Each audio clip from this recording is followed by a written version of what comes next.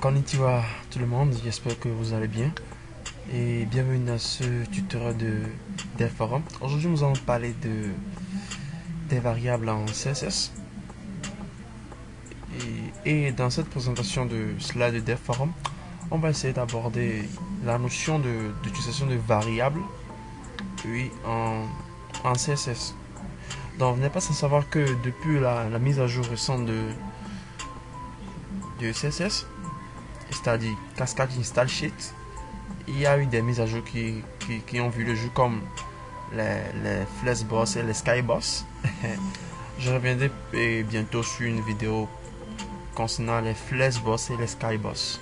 Alors, sans tarder, on va parler du CSS comme d'habitude et on va essayer de voir les nouvelles fonctionnalités et précisément l'utilisation des variables.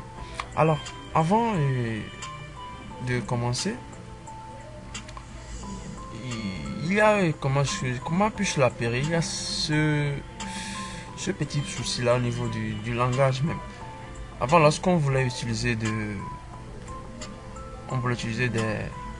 variables, déclarer des variables à utiliser, on était obligé de passer par d'autres moyens et ça devient un peu plus chiant.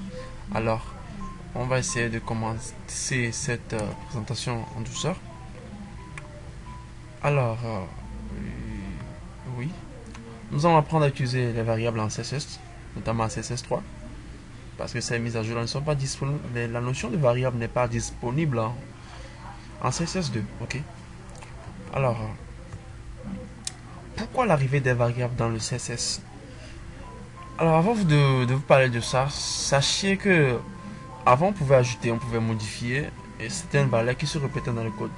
Ce qui faisait que lorsque, par exemple, je déclarais ou bien je mettais en règle un élément auquel j'affecte ou bien je donne une couleur rouge et que par la suite je voulais changer cette couleur là, si cette couleur là appartient à d'autres éléments dans mon code, dans mon feuille de style, j'étais obligé de repasser dans tout le code. Si j'ai par exemple écrit 2000 codes, je suis obligé de repasser dans ces 2000 codes là. Alors, avant les variables en CSS, ajouter ou modifier certaines valeurs qui se répétaient dans le code ou le fichier étant une tâche assez complexe qui demandait de la précision. Alors, sachez bien que lorsque vous êtes en face de ce genre de situation, si on ne fait pas attention, il va y avoir du cafouage. Alors, les seules solutions qui étaient à ce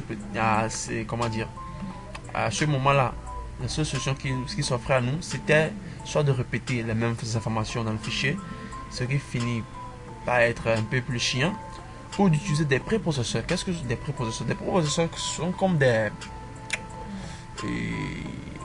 langages annexes au langage même, qui vous permettent de créer du CSS, comme ça c'est du CSS compilé. En fait, lorsque vous écrivez du CSS dans un autre langage, puis on vous compile ça pour donner votre CSS d'origine bien d'habitude. Alors, comment définir des variables en CSS? Oui, dans chaque langage, il y a une méthode, il y a une manière, il y a ce que nous appelons des normes pour définir des variables. Alors, en CSS, on va voir ça. Les variables en CSS peuvent définir de façon globale ou locale. Oui, effectivement. Et la notion de portée, c'est-à-dire la notion de global et de local. Donc, pour créer une variable ayant une portée globale, on peut faire quoi? On doit le déclarer dans quoi? Déclarer dans le sélecteur routes. Alors, l'objectif de cette vidéo n'est pas de vous rappeler ce que c'est que le route est, le sélecteur de CSS3. Alors, lorsque je suis l'image, lorsque nous déclarons le sélecteur route, on a deux tirets qui signifie que on veut déclarer une variable et que à cette variable on veut affecter quoi? On veut affecter une valeur et la valeur affectée ici est la couleur du bleu. Ok, dièse 005 E81. Il y a aussi déclaré par la même occasion une couleur blanche. Donc c'est un peu ça. Alors pour ce faire, je vais juste passer sur mon éditeur de code pour vous montrer tout ça. Donc pour ce faire, à ce niveau, j'ai déclaré quoi? Qu'est-ce que j'ai fait? J'ai déclaré mon sélecteur route, bien sûr, comme d'hab. Mon sélecteur route est déclaré, parfait. Et j'ai mon body qui est un background couleur.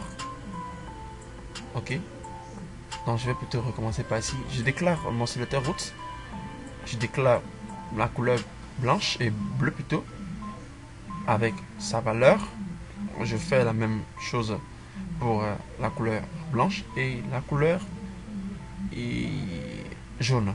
Alors on va repasser sur ça. Parfait. Là c'était une manière en fait de déclarer nos variables de façon globale. Alors de façon pas plus de façon. Maintenant, comment utiliser ces variables en CSS? C'est l'objectif de cette vidéo.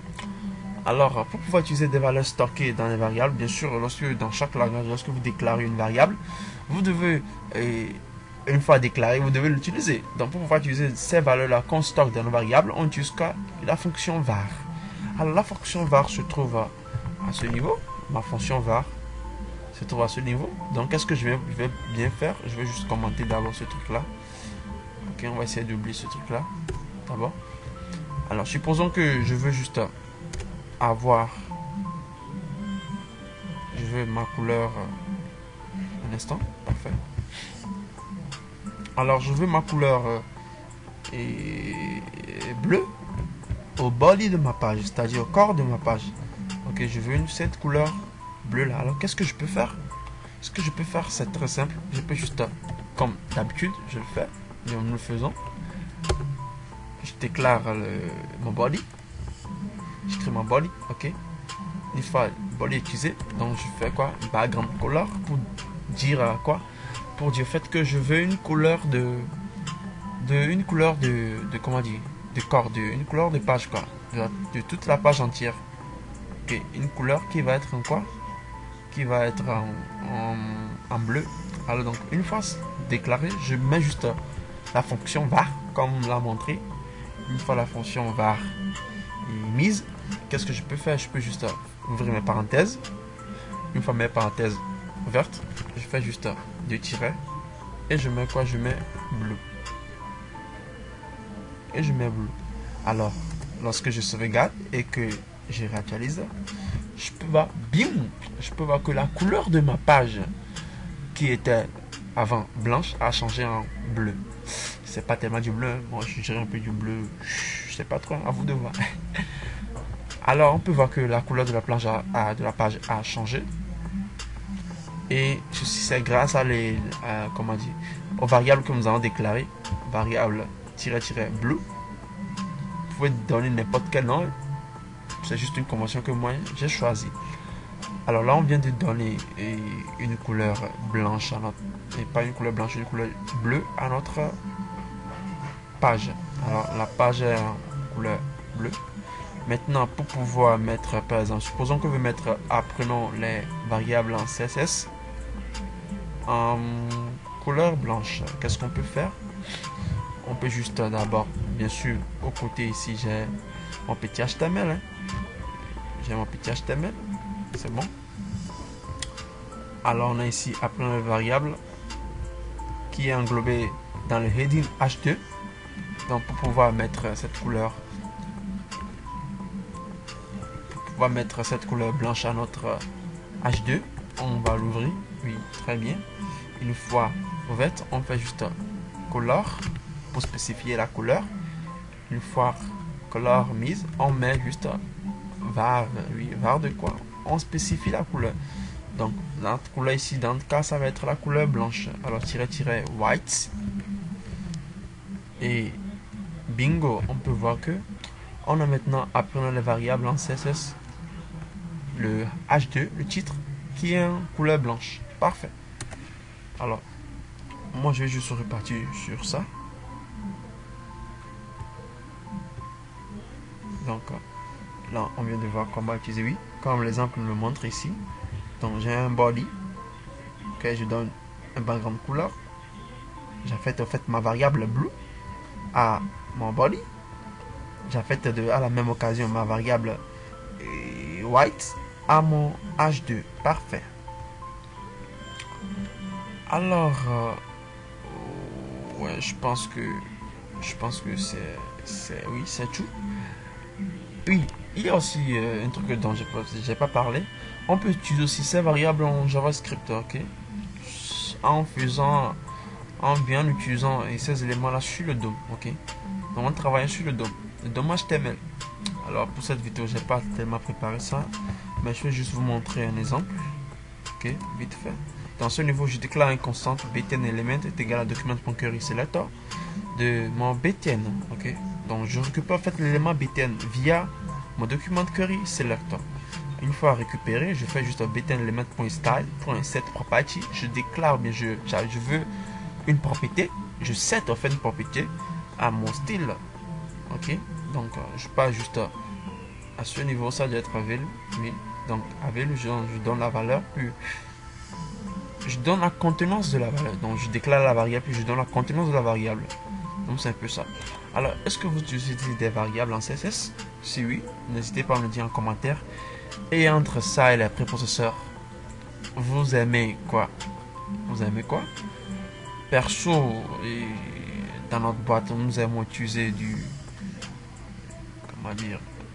SAS parce que c'est très rapide. Une fois fait, il suffit juste de compiler puis le tueur joue. Alors, j'espère que cette vidéo vous a plu. Si c'est le cas, n'hésitez pas à lâcher des pouces bleus et à partager la vidéo. Et s'il y a des questions, n'hésitez pas à les poser. Ciao!